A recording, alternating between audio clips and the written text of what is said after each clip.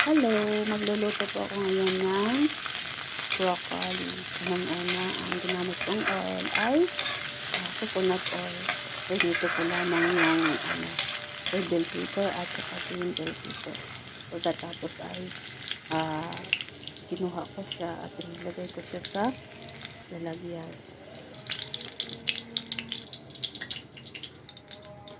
So, tapos ginisa ko yung laso garlic.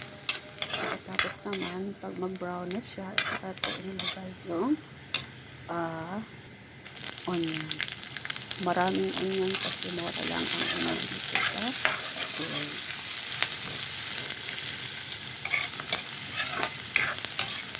Nakita ko yung medyo light brown na siya, saka ko ilalagay yung crispy ko na broccoli.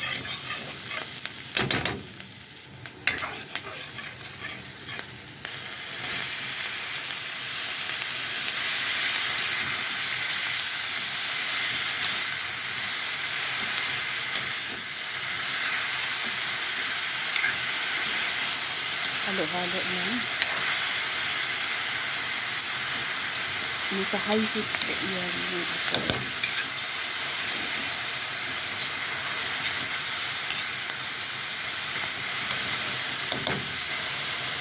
Saka ako maglalagay ng soy sauce.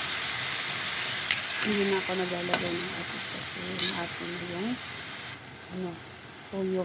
At saka naglagay din ako ng oyster sauce.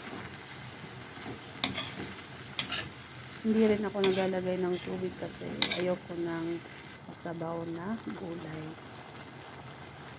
Paminta lang yung inilagay ko. Ito sa soy sauce. Yung pampalasa.